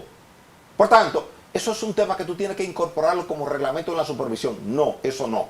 Por ejemplo, ahora yo fui hace 2 días a visitar una estructura escolar que pertenece a una embajada de otro país que educa a los niños en su idioma. ¿Y qué preocupación tienen ellos? Tanto por ellos como por los profesores, como por los padres de los niños. Revisan la vulnerabilidad sísmica de esta zona, porque aquí hemos tenido grandes terremotos en el pasado en esta zona y todo se ha destruido y no queremos que venga un evento y nuestros niños sufran ahí. Entonces eso es lo que tú tienes que hacer en todas las escuelas, en todos los hospitales, en los puentes, en los pasos a desnivel, porque tú necesitas saber qué responde bien y qué responde mal al momento de un gran Y paradójicamente Santo Domingo Este está creciendo justamente hacia Santo Domingo arriba. Este está sobre roca caliza hasta la carretera Mella. Desde la carretera Mella hasta el mar es roca caliza. De la carretera Mella hacia el norte es suelo. Por tanto, si tú vas a buscar algún daño importante en un terremoto, debes buscarlo al norte de ahí. Igual que en Santo Domingo, tú tienes que buscarlo al norte de la Nicolás de Obando. Ahí donde tú vas a tener los mayores daños. ¿Por qué? Porque ya ahí tú no tienes roca caliza, y ya tú tienes una arcilla. Por eso mucha gente se ha mudado de Arroyo Hondo para el centro de la ciudad, buscando la rigidez de la roca para protegerse. Yo he visitado 8 países distintos en momentos post-terremoto. Comenzando con Puerto Príncipe. Santiago de los Caballeros está construyendo altas torres. Hay construidas altas torres. Sí. ¿Qué opinión le merece eso? Mira, yo lo he dicho en Santiago muchas veces frente a los ingenieros de Santiago en disertaciones que he tenido en la Pontificia Universidad Católica Madre y Maestra y en el Colegio de Ingenieros, Arquitectos y Agrimensores. Los diseñadores y constructores defienden su argumento, lo cual es válido. Tú defiendes lo que hiciste, lo que diseñaste, lo que supervisaste. Ahora, yo te estoy diciendo lo que he visto en Haití, en Guatemala, en Ecuador, en Estambul, en la zona de Caramamara, lo que he visto en Puerto Rico, en todos los países de la región y de Asia, donde los últimos 20 años hemos tenido grandes terremotos. Yo he buscado un ticket de avión por mi cuenta y me he ido para allá por mi cuenta y he ido a hacer mediciones por mi cuenta y me he pasado 8, 10, 12 días evaluando por mi cuenta para poder escribir textos sobre ese tema. O sea, no opinar en la distancia. Yo me fui a Turquía tan pronto ocurrió el gran terremoto en febrero del año anterior. Me fui inmediatamente para allá y me pasé una semana revisando desde Karamamara y Gaziantep hasta Adana y Hatay. Una semana con gente de allá que ya conocían las áreas de más daño, documentando comunidad por comunidad el tipo de daño y el tipo de suelo. Todo lo que se cayó en Turquía estaba sobre el suelo. Fíjate que el presidente Erdogan, después de evaluar todo eso, en una rueda de prensa con el ministro de Vivienda, le dijo al país, Lo encaró ahí. sí, le dijo, no vamos a volver a construir sobre esos tipos de suelo que fallaron. Nos hemos dado cuenta ya que las construcciones que teníamos en suelo blando fallaron y que las que tenemos en roca se quedaron de pie. Está escrito, yo lo he publicado en varios artículos. Santiago es suelo blando. Arcilla, la misma arcilla de Puerto Príncipe. Eso significa, por ejemplo... Y la misma velocidad de propagación de onda sísmica, 70 y 80. Y la autoridad, ok, yo puedo ser diseñador, puedo ser el constructor, tener todos mis estudios, y la autoridad municipal, la autoridad nacional para esa torre edificarse en Santiago, ¿dónde está? Mira, la autoridad municipal en todo el territorio nacional se concentra simplemente en saber si tú eres el propietario de eso para darte el permiso de uso de suelo. Y pagar los impuestos. Cuando tú le hablas del subsuelo, claro, eso lleva al pago de unos arbitrios formales establecidos por ley. Sí. Pero si el lugar responde mal, como un terremoto o no, entonces ya la autoridad que te dio el permiso no es responsable. Es diferente a lo que pasa en Barranquilla. Yo fui en una ocasión a Barranquilla. Perdóneme, o sea que si yo tengo dinero, yo puedo construir lo que yo quiera y pago mis arbitrios. Generalmente sí, pero mira la experiencia que yo viví en Barranquilla. Pero eso es casi hasta monstruoso. Mira, Barranquilla me invita a que vaya como parte de un panel de consultores internacionales, porque se estaban cayendo una serie de edificios. ¿Y qué ocurre allá en Barranquilla? Si tú, como autoridad, autorizas el edificio y el edificio se cae, tú como autoridad eres responsable y tienes que pagarlo. Así es allá. Por eso me llamaron como consultor para un estudio que había que hacer allá. Pero no media un permiso. Éramos un dominicano, un cubano, 2 colombianos y 2 chilenos.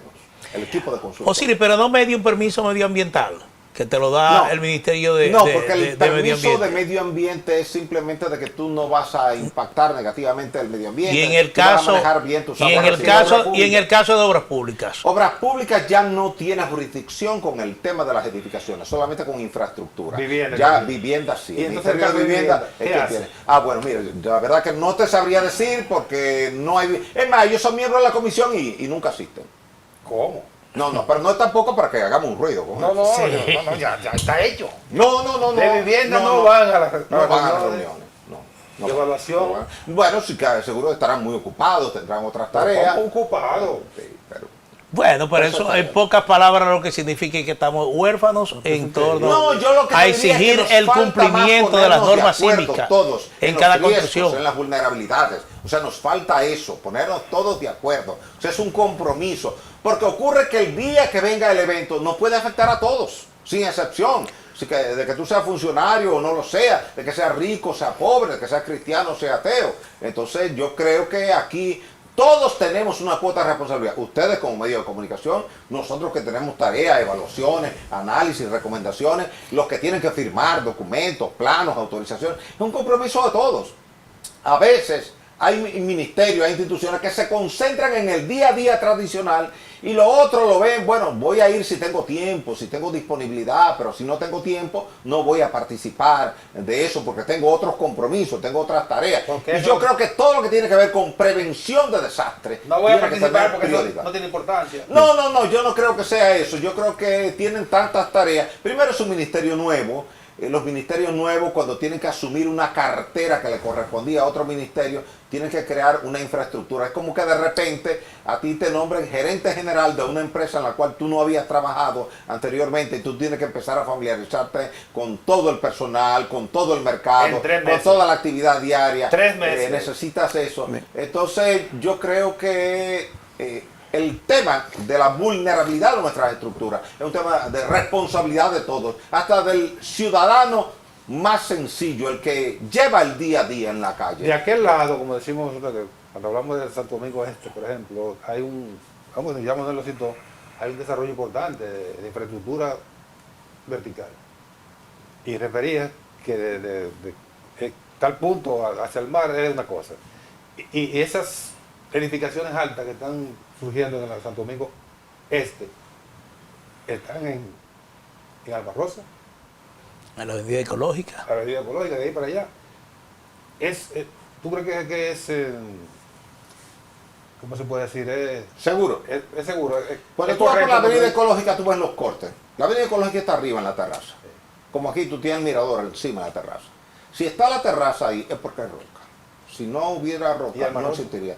Y Alma Rosa también. Ahora, Los Minas es distinto. Los Minas ya está en suelo.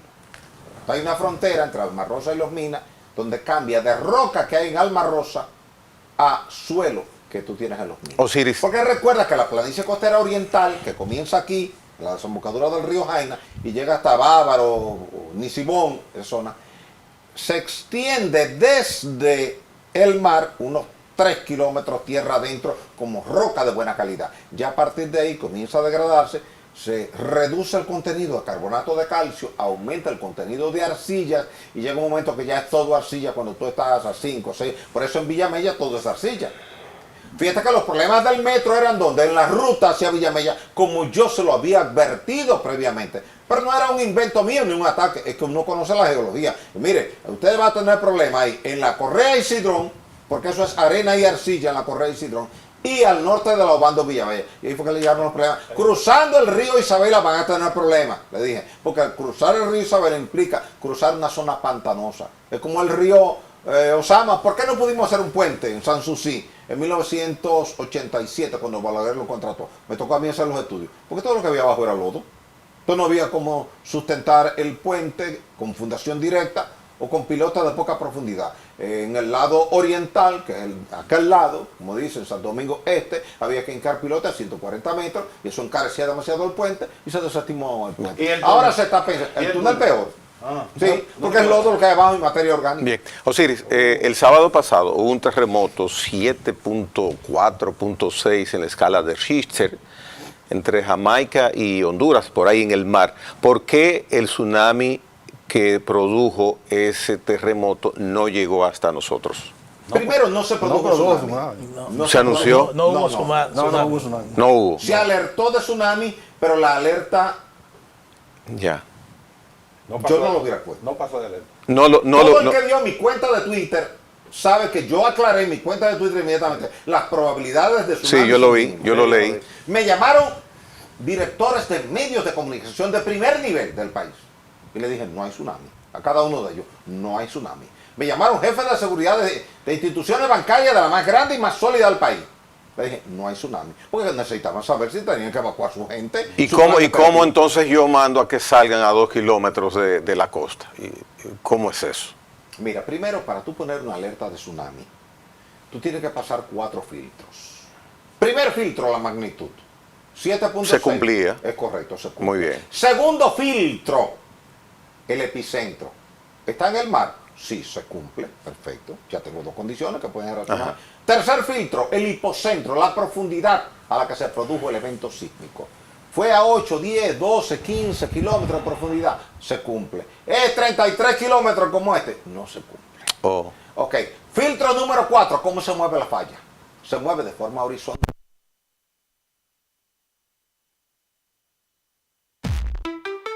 En breve volvemos. En la mañana con Teleimpacto.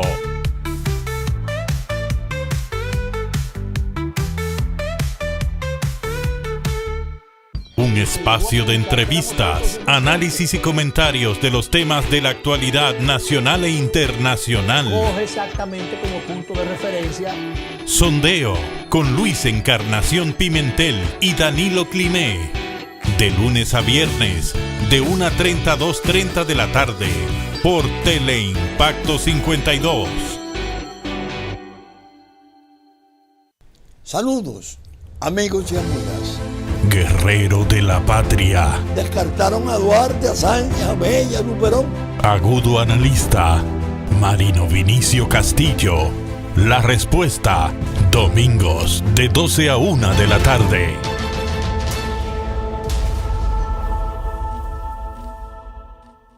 La felicitación de Abel condicionó ya a Leonel Fernández. Comentario, análisis, cobertura, los acontecimientos que impactan al país y al mundo, con un equipo de comunicadores expertos. Propuesta de la noche, de 7 a 8 de la noche, por Teleimpacto.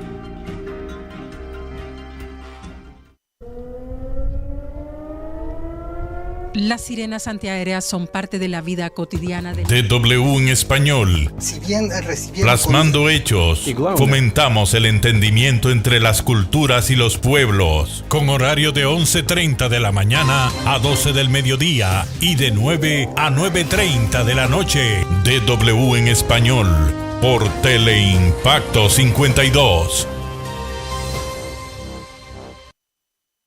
Creo que el presidente Abinader... Wendy Cada Santana. vez estamos viendo, Miguel, nuevos elementos en el feminicidio. Las redes sociales se convierten... Miguel Franjul, entre periodistas, miércoles de 10 a 11 de la noche.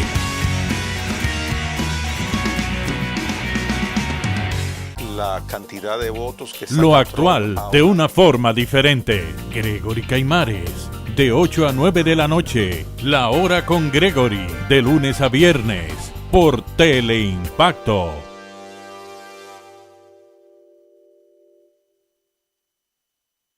Trabajemos por y para la patria, que es trabajar para nuestros hijos y para nosotros mismos. El 27 de febrero de 1844 se proclamó la separación de Haití de la parte oriental de la isla, que pasó a llamarse República Dominicana, iniciando a partir de ese momento la guerra por nuestra independencia, liberándonos así de la ocupación haitiana. Vivir sin patria es lo mismo que vivir sin honor. Febrero, mes de la patria.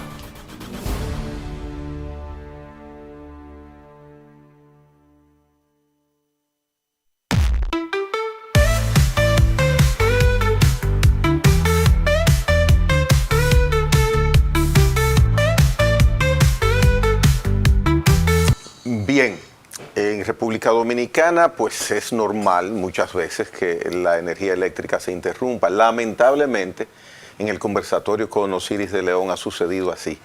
Osiris, pienso que en el tiempo cercano podríamos tener la anuencia de tu parte y volver a edificar con cosas vitales como tú lo has hecho en este día sobre temas de seguridad básicamente para infraestructuras, y quisiera abrir la posibilidad de que pudieras retornar. Sí, todos ustedes saben, Manuel lo sabe, Nelson lo sabe, todo el país lo sabe.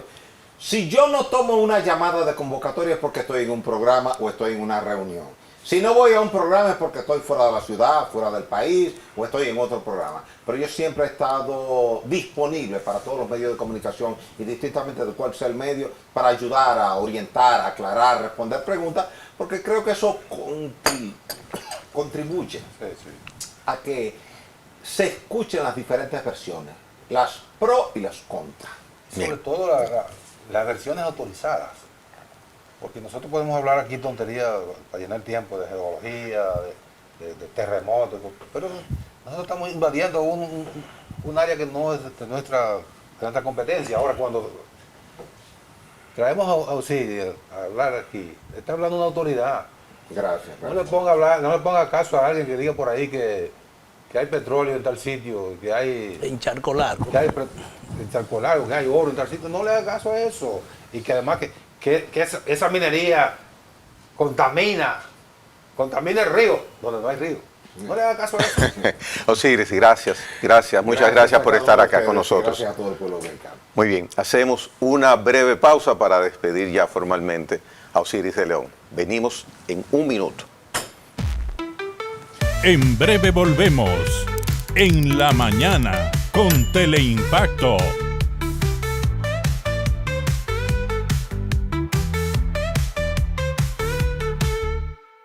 espacio de entrevistas, análisis y comentarios de los temas de la actualidad nacional e internacional. Coge exactamente como punto de referencia. Sondeo con Luis Encarnación Pimentel y Danilo Climé. De lunes a viernes, de 1:30 a 2:30 de la tarde, por Teleimpacto 52. Saludos, amigos y amigas. Guerrero de la patria. Descartaron a Duarte, a Sánchez, a Bella, a Luperón. Agudo analista, Marino Vinicio Castillo. La respuesta, domingos de 12 a 1 de la tarde.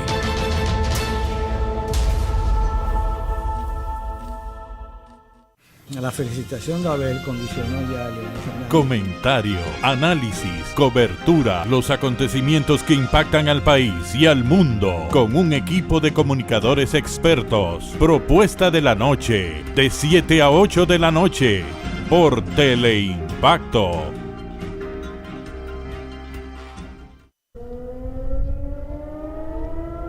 Las sirenas antiaéreas son parte de la vida cotidiana de DW en español. Si bien recibieron Plasmando hechos, fomentamos el entendimiento entre las culturas y los pueblos, con horario de 11:30 de la mañana a 12 del mediodía y de 9 a 9:30 de la noche. DW en español, por Teleimpacto 52. Creo que el presidente Abinader... Wendy Cada Santana. vez estamos viendo, Miguel, nuevos elementos en el feminicidio. Las redes sociales se convierten... Miguel Franjul, entre periodistas, miércoles de 10 a 11 de la noche.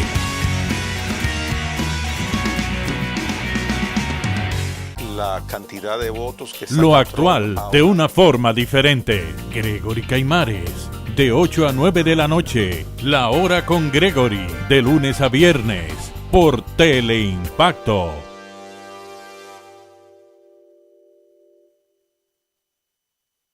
Trabajemos por y para la patria, que es trabajar para nuestros hijos y para nosotros mismos.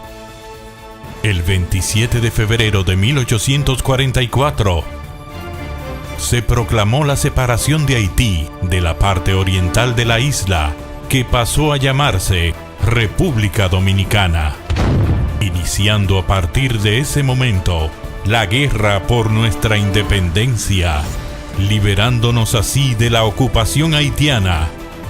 Vivir sin patria es lo mismo que vivir sin honor. Febrero, mes de la patria.